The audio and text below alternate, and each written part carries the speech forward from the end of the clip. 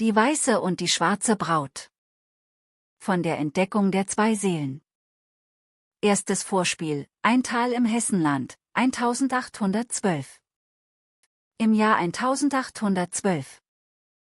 Als die Brüder Grimm gerade ihre erste Sammlung der Kinder- und Hausmärchen veröffentlichten, lag tief im Hessischen, nicht weit von der Stadt Kassel entfernt, ein kleines Tal. Die Dörfer hier waren arm. Die Menschen lebten von dem, was die kargen Felder und der Wald ihnen gaben. Und die Geschichten, die man sich an langen Winterabenden erzählte, waren oft das Einzige, was die Seele nährte, wenn der Leib hungerte. In einem dieser Dörfer lebte eine Witwe mit ihren zwei Töchtern. Die Witwe hieß Hildegunde und war eine Frau von vielleicht 40 Jahren, deren Gesicht von der Arbeit gezeichnet, aber deren Augen hart und kalt waren, wie die Steine am Wegesrand. Sie hatte eine leibliche Tochter, die sie über alles liebte.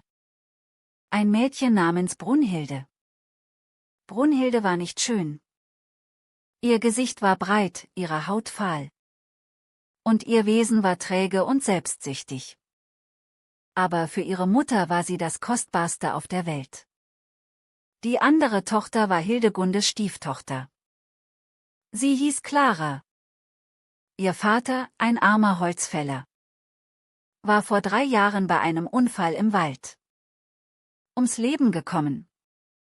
Und Hildegunde hatte das Mädchen nur widerwillig bei sich aufgenommen.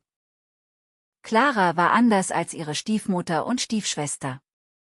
Sie hatte helles, fast goldenes Haar, das im Sonnenlicht leuchtete, und Augen von einem klaren Blau, wie der Himmel an einem Frühlingstag. Aber das Wichtigste war ihr Herz. Clara war sanft und gütig, fleißig und geduldig. Sie ertrug die Schikanen der Stiefmutter und die Bosheiten der Stiefschwester ohne Klage. Denn sie wusste, dass ihr Vater im Himmel auf sie herabsah. »Du bist nichts wert«, schrie Hildegunde sie oft an. »Du isst unser Brot und tust nichts dafür. Arbeit, Arbeit, Arbeit. Das ist alles, was du kannst.« Und Clara arbeitete. Sie holte Wasser vom Brunnen, hackte Holz, kochte, wusch, nähte und flickte. Sie tat alles, was man von ihr verlangte. Und wenn die Arbeit getan war, half sie den Nachbarn, kümmerte sich um die kranken Alten und die verlassenen Kinder. Das Dorf liebte Clara, aber niemand wagte, sich gegen die herrische Hildegunde zu stellen. Zweiter die Begegnung mit dem Fremden. Es war ein Herbsttag, als sich das Schicksal wandte. Hildegunde hatte beschlossen, mit ihren Töchtern aufs Feld zu gehen, um Futter für die Ziegen zu schneiden. Das war eine harte Arbeit, bei der man sich die Hände an den scharfen Halmen aufriss. Und natürlich musste Clara den Großteil davon tun. Brunhilde saß am Feldrand und beschwerte sich über die Mücken, während Clara sich die Finger wund schnitt. Da kam ein Wanderer des Weges. Er war alt und gebückt. Seine Kleider waren zerrissen und schmutzig. Und er stützte sich auf einen knorrigen Stock. Sein Gesicht war von 1000 Falten durchzogen. Aber seine Augen waren seltsam. Sie blickten nicht müde oder hungrig, sondern wach und forschend. Als sähen sie Dinge, die andere nicht sahen. »Guten Tag, ihr guten Leute«, sprach der Wanderer mit einer Stimme, die klang wie das Rauschen des Windes in den Wipfeln uralter Bäume. »Könnt ihr mir den Weg zum nächsten Dorf zeigen? Ich bin fremd hier und habe mich verlaufen.« Hildegunde warf ihm nur einen kurzen Blick zu und wandte sich dann ab. »Such dir den Weg selbst«, knurrte sie. »Ich habe keine Zeit für Bettler.« Brunhilde lachte höhnisch. Ja, such dir einen Führer, wenn du so dumm bist, dich zu verlaufen. Vielleicht findest du ja einen, der so dumm ist wie du. Der Wanderer sagte nichts. Er sah nur die beiden an. Und in seinem Blick lag etwas, das Clara nicht deuten konnte. Trauer? Zorn? Mitleid? Da stand Clara auf, legte ihre Sichel nieder und trat auf den Wanderer zu. Komm, guter Mann, sagte sie sanft. Ich zeige dir den Weg. Es ist nicht weit. Nur eine Viertelstunde den Hügel hinauf. Dann siehst du die ersten Häuser. Sie nahm seinen Arm und führte ihn langsam den Pfad hinauf. Unterwegs erzählte er ihr von fernen Ländern, von hohen Bergen und tiefen Wäldern. Und Clara hörte zu mit großen Augen. Sie hatte nie etwas anderes gesehen als ihr Dorf und die umliegenden Felder. Als sie das Dorf erreichten, blieb der Wanderer stehen. Er drehte sich zu Clara um. Und plötzlich war er nicht mehr alt und gebückt. Sein Gesicht leuchtete, seine Augen strahlten. Und um sein Haupt war ein Schimmer. Heller als die Sonne.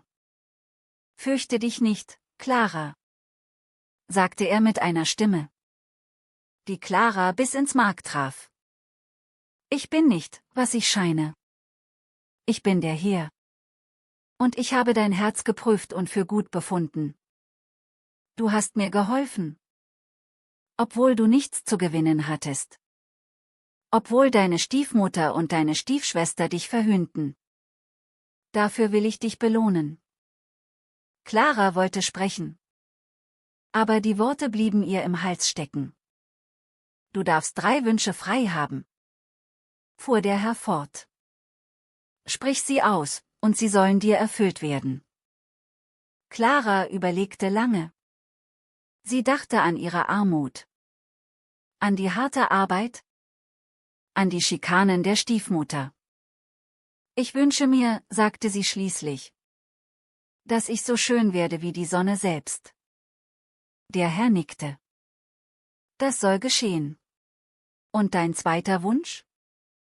Ich wünsche mir einen Geldbeutel, der niemals leer wird, damit ich nie wieder hungern muss und anderen helfen kann. Der Herr lächelte. Auch das soll dir gewährt sein. Und dein dritter Wunsch, Clara? Was ist das Wichtigste? Clara dachte an ihren Vater, der nun im Himmel war. Ich wünsche mir, sagte sie leise, dass ich nach meinem Tod in den Himmel kommen möge. Der Herr legte seine Hand auf Claras Haupt. Du hast weise gewählt, mein Kind. Du hast an die Ewigkeit gedacht. Nicht nur an die Zeit. Geh nun zurück. Alles wird dir gegeben sein. Und dann war er verschwunden. Dritter die Verwandlung. Clara kehrte zum Feld zurück.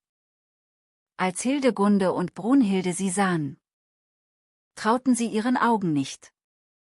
Claras Haar leuchtete wie Gold. Ihre Haut war rein und strahlend.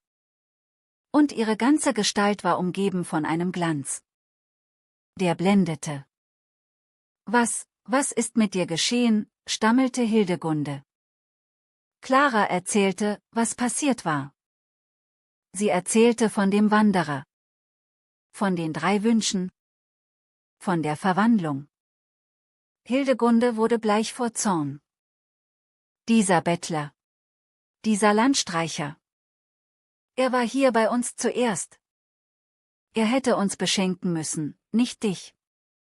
Ja, kreischte Brunhilde. Uns. Wir sind die Rechten. Nicht diese.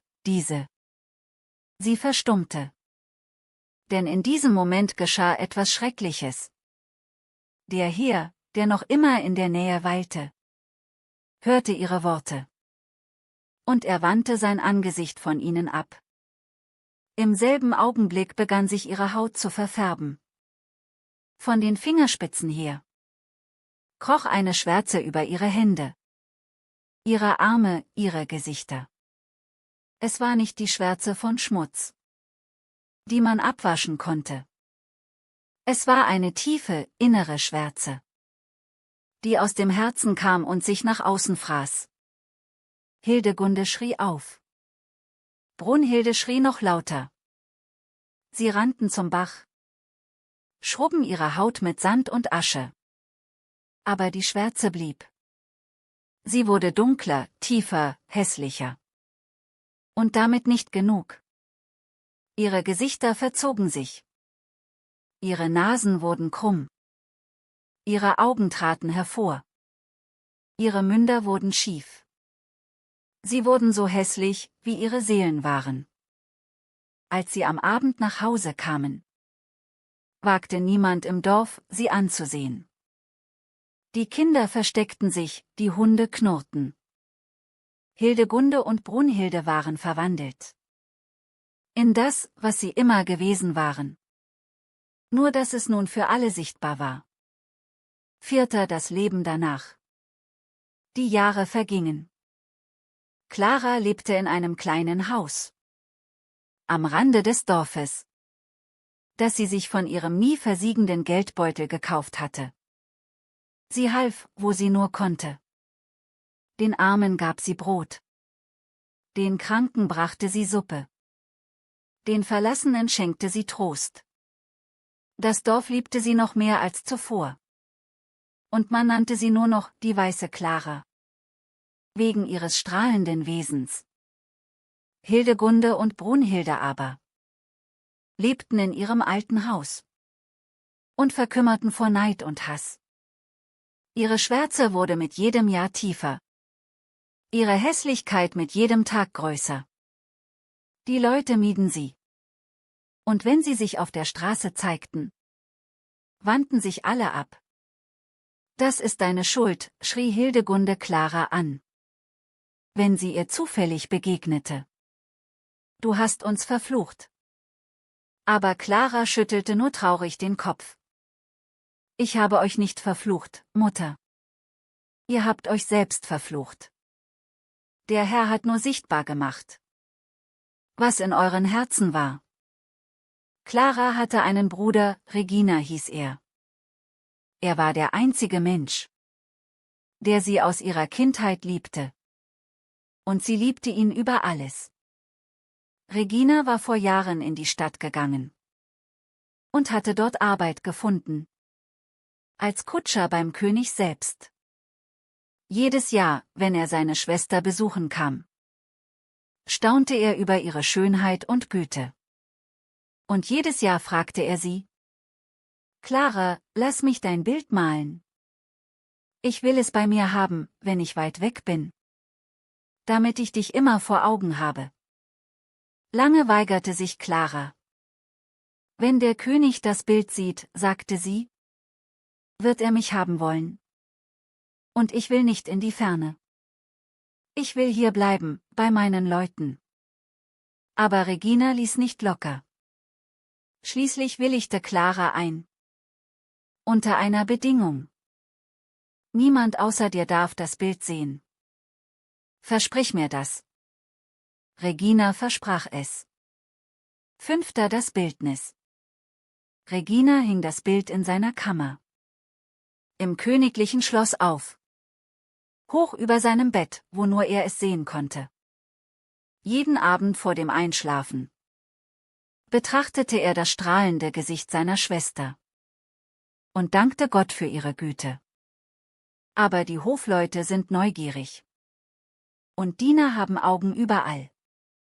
Eines Tages, als Regina bei der Arbeit war, schlich sich ein Kammerdiener in seine Stube und entdeckte das Bild.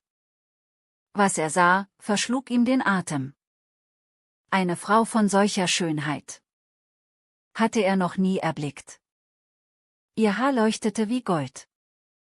Ihre Haut strahlte wie Schnee im Sonnenlicht. Und ihre Augen blickten so sanft, dass man meinte, den Himmel selbst zu sehen. Der Kammerdiener eilte zum König. Majestät, rief er. Ich habe etwas gesehen, das ihr sehen müsst. Ein Bildnis einer Frau. Schöner als alle Frauen des Reiches. Der König, ein Witwer, der noch immer um seine verstorbene Gemahlin trauerte, wollte nichts davon hören. Aber der Diener ließ nicht locker. Und schließlich folgte der König ihm. In Reginas Kammer. Als er das Bild sah, blieb sein Herz stehen. »Wer ist diese Frau?« flüsterte er. »Die Schwester eures Kutschers Regina, Majestät.« Der König ließ Regina rufen. »Hole deine Schwester«, befahl er. »Sie soll meine Frau werden. Fahre mit der prächtigsten Kutsche, die ich habe. Und bringe sie mir. Nimm die schönsten Kleider mit. Die goldenen Gewänder und die juwelenbesetzten Schuhe. Sie soll kommen als das, was sie ist, eine Königin.« Regina verneigte sich tief.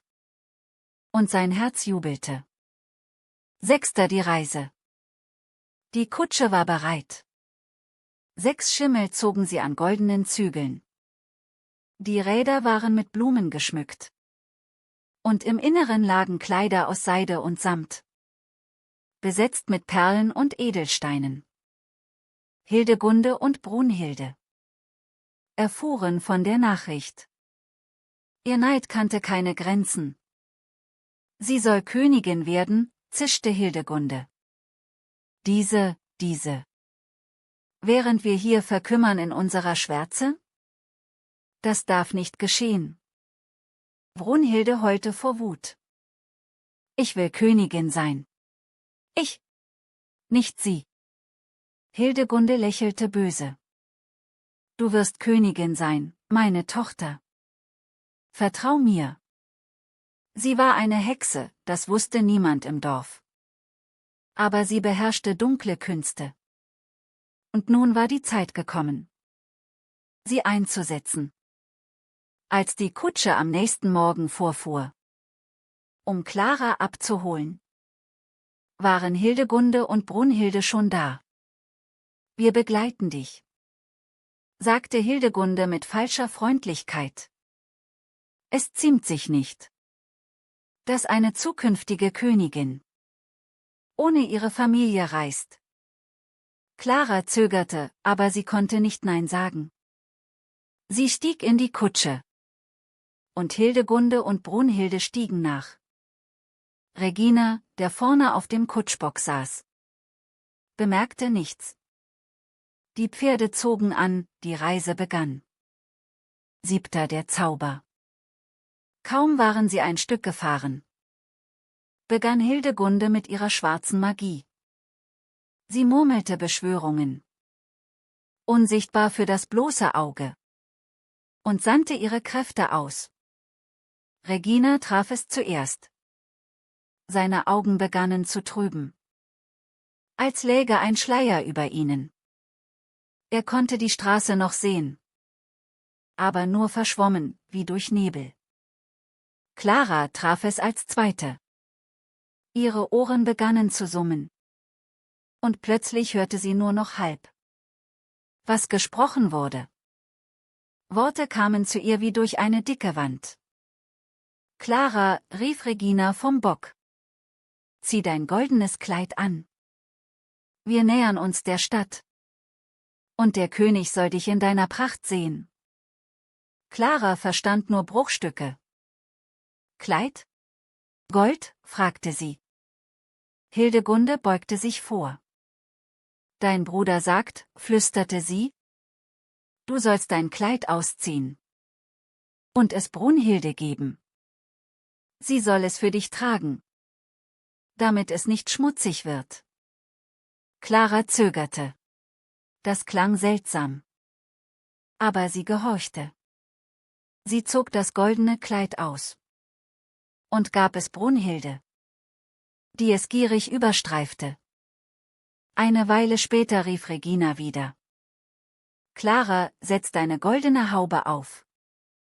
Die Sonne brennt. Und dein schönes Haar muss geschützt werden. Wieder verstand Clara nur halb. Haube? Gold? Hildegunde flüsterte. Dein Bruder sagt? Du sollst Brunhilde auch die Haube geben. Sie wird sie für dich aufbewahren. Clara gab die goldene Haube Brunhilde, die sie sich sofort aufs Haupt setzte. Die Kutsche rollte weiter, dem Fluss entgegen. Achter der Sturz. Sie kamen an eine Brücke. Der Fluss darunter war tief und schwarz. Und das Wasser rauschte unheimlich. Regina rief ein drittes Mal. Clara, sieh aus dem Fenster. Gleich sind wir da. Der König wartet. Clara hörte es nicht richtig. Sie beugte sich zu Hildegunde. Was sagt er? Hildegunde lächelte teuflisch. Er sagt, du sollst aus dem Fenster schauen. Sieh hinaus, Kind, sieh den Fluss. Clara beugte sich hinaus. Im selben Moment packten Hildegunde und Brunhilde sie. Mit aller Kraft. Ein Stoß, und Clara stürzte in die Tiefe. Das schwarze Wasser schlug über ihr zusammen. Sie sank, sank, sank. Und dann geschah etwas Wunderbares. Sie verwandelte sich. Ihre Arme wurden Flügel. Ihr Körper wurde klein und weiß. Und als sie wieder an die Oberfläche kam, schwamm dort eine schneeweiße Ente. Hildegunde und Brunhilde sahen es nicht. Sie hatten die Kutsche schon verlassen. Brunhilde in Claras goldenem Kleid und mit ihrer Haube. Und eilten dem Schloss entgegen. Regina, dessen Augen getrübt waren, sah nichts. Er trieb die Pferde an und fuhr weiter. 9. Die falsche Braut. Der König empfing die Ankommenden mit großer Freude. Aber als Brunhilde aus der Kutsche stieg, wich er entsetzt zurück. »Wer ist das?« rief er. »Das ist nicht die Frau von dem Bild. Das ist ein Scheusal.« Brunhilde, schwarz und hässlich, versuchte zu lächeln. Aber ihr Lächeln war wie eine Grimasse. Regina stammelte. »Majestät, ich verstehe nicht. Ich habe doch meine Schwester.« Der König schäumte vor Wut. Betrug. Täuschung. Werft diesen Menschen in den Schlangenturm. Und so geschah es. Regina wurde in einen tiefen Kerker geworfen, wo giftige Schlangen sich um seine Füße ringelten und ihr Gift in seine Wunden träufelten. Aber dann geschah etwas Seltsames. Hildegunde trat vor, murmelte unhörbare Worte. Und der König veränderte sich. Ein Schleier legte sich über seine Sinne. Und plötzlich sah er Brunhilde mit anderen Augen. Sie erschien ihm schön, begehrenswert, liebenswert. »Du«, sagte er benommen. »Du sollst meine Frau werden.« Und noch am selben Abend heiratete der König die schwarze Brunhilde. 10. Die weiße Ente. Im Schlosshof war ein kleiner Teich. Dorthin kam jeden Abend, wenn die Dämmerung hereinbrach, eine weiße Ente geschwommen. Sie schwamm langsam und würdevoll, als wäre sie mehr als ein Tier. Am ersten Abend kam sie in die Küche. Der Küchenjunge, ein armer Waisenknabe namens Konrad, saß am Herd und schürte das Feuer. »Junge«, sprach die Ente mit menschlicher Stimme, »mach mir ein Feuer an, dass ich mich wärmen kann.« Konrad erschrak zu Tode. Aber er gehorchte. Er schürte das Feuer. Und die Ente setzte sich davor und wärmte sich. Dann fragte sie: »Was macht mein Bruder Regina?« Konrad zitterte. Er sitzt im Schlangenturm, Frau Ente.« »Und was macht die schwarze Braut?« »Sie sitzt beim König und ist glücklich.« Da seufzte die Ente tief, stand auf und schwamm wieder hinaus in den Teich. Am zweiten Abend kam sie wieder. Wieder wärmte sie sich. Wieder fragte sie nach Regina und der schwarzen Braut. Und wieder seufzte sie und ging. Am dritten Abend kam sie wieder. Da ging Konrad zum König. »Majestät«, sagte er. »Jeden Abend kommt eine weiße Ente in die Küche. Spricht mit mir. Und fragt nach dem Bruder im Schlangenturm. Und der schwarzen Braut. Das ist nicht natürlich. Das müsst ihr mit eigenen Augen sehen.« Der König, dessen Verstand noch immer umnebelt war, zuckte nur die Achseln. Aber etwas in ihm, ein letzter Rest seines wahren Selbst, ließ ihn doch in die Küche gehen. 11. Die Erlösung. Er versteckte sich hinter dem großen Herd. Als die Dämmerung kam, schwamm die weiße Ente durch den Abfluss in die Küche und setzte sich vor das Feuer.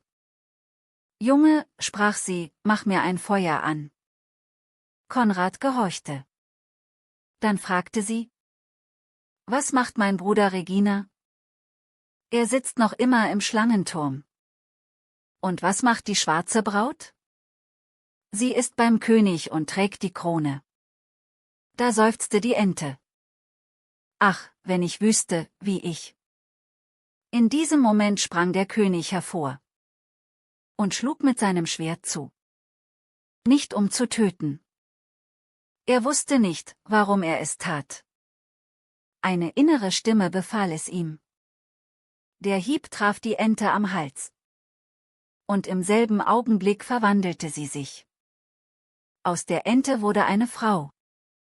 Die schönste Frau, die der König je gesehen hatte. Ihr Haar leuchtete wie Gold. Ihre Haut strahlte wie Schnee. Und ihre Augen blickten sanft und dankbar. »Clara«, rief der König. »Du bist es. Du wirklich.« Clara erzählte ihm alles. Von der Stiefmutter, von der Fahrt. Von dem Sturz in den Fluss. Der König weinte vor Freude und Scham zugleich. »Ich habe deinen Bruder in den Schlangenturm werfen lassen«, rief er. »Sofort muss er befreit werden.« Er eilte selbst zum Turm, öffnete die Pforte und zog Regina heraus. Die Schlangen wichen vor ihm zurück, als hätten sie Angst. Regina war schwach und krank, aber er lebte. Der König ließ ihn in die besten Gemächer bringen. Baden, kleiden und gesund pflegen. 12. Die Gerechtigkeit. Dann ging der König zu Hildegunde. Sie saß mit Brunhilde in ihren Gemächern und wähnte sich sicher. »Hildegunde«, sagte der König mit ruhiger Stimme. »Ich möchte dir eine Geschichte erzählen. Es war einmal eine Frau, die ihrer Stieftochter alles Böse angetan hat, was man sich nur denken kann. Sie hat sie betrogen, verflucht, in den Fluss gestoßen und ihre eigene Tochter als Braut unterschoben. Was, meinst du, sollte mit einer solchen Frau geschehen?« Hildegunde, die nicht merkte, dass die Geschichte von ihr handelte, antwortete schnell. »Eine solche Frau, Majestät, sollte nackt ausgezogen und in ein Fass gesteckt werden, das außen mit spitzen Nägeln beschlagen ist. Dann soll man das Fass von 2 Pferden durch die ganze Stadt schleifen lassen, bis sie tot ist.« Der König nickte langsam. »Eine weise Strafe«, sagte er. »Genau das soll geschehen.« Er winkte seinen Wachen. »Nehmt diese Frau und ihre Tochter. Tut mit ihnen, wie sie selbst gesagt haben.« Hildegunde schrie auf, als sie begriff. Brunhilde kreischte und wehrte sich. Aber es half nichts. Die Wachen zogen sie aus, steckten sie in ein Fass, das mit Nägeln gespickt war, spannten 2 Pferde davor und schleiften sie durch die ganze Stadt, bis sie tot waren. Das Volk stand auf den Straßen und sah zu. Manche wandten sich ab, aber die meisten jubelten. Denn jedermann kannte die böse Stiefmutter und ihre hässliche Tochter. Und jedermann wusste, dass Gerechtigkeit geschehen war. 13. Die Hochzeit. 3 Tage später wurde die Hochzeit gefeiert. Clara trug ein Kleid aus weißer Seide, das im Sonnenlicht schimmerte wie Schnee. Und auf ihrem Haupt ruhte eine Krone aus goldenen Rosen. Der König stand neben ihr. Und in seinen Augen war nichts als Liebe und Dankbarkeit. Regina war der Ehrengast. Er saß neben dem Königspaar, gesund und glücklich. Und als der Priester den Segen sprach, weinte er vor Rührung. Das ganze Land feierte. Es wurde getanzt und gesungen, gegessen und getrunken. 3 Tage und 3 Nächte lang. Die Armen bekamen Brot, die Kranken wurden gepflegt. Und die Kinder erhielten Geschenke. Clara aber, die nun Königin war, vergaß nie, woher sie kam.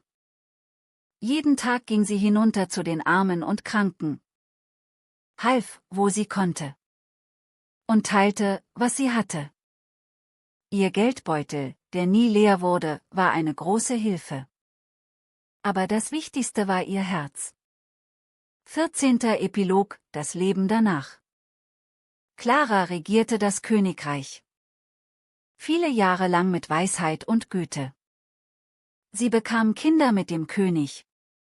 Und diese Kinder wuchsen auf. In der Liebe zur Wahrheit und zur Gerechtigkeit. Regina blieb am Hof. Und wurde der beste Berater des Königs. Er heiratete eine Frau aus dem Volk. Und auch sie hatten Kinder, die mit den Prinzen und Prinzessinnen spielten. Die Erinnerung an Hildegunde und Brunhilde verblasste mit der Zeit. Nur in den Geschichten, die man sich an langen Winterabenden erzählte, lebten sie weiter. Als warnende Beispiele dafür, wohin Neid und Bosheit führen. Clara aber wurde alt und grau.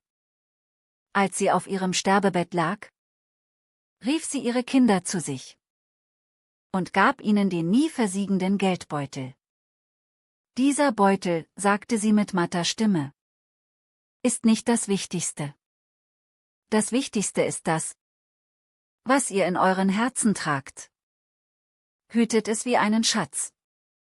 Denn es ist das Einzige, was ihr mitnehmen könnt, wenn ihr geht. Dann lächelte sie, schloss die Augen und ging hinüber in das Land, aus dem kein Wanderer zurückkehrt. Im selben Moment, so erzählt man sich, leuchtete ein heller Lichtschein am Himmel auf. Und die Menschen im Dorf, das Clara einst verlassen hatte, sahen, wie ein Stern vom Himmel fiel und im Osten verglühte. Sie ist heimgegangen, flüsterten die Alten.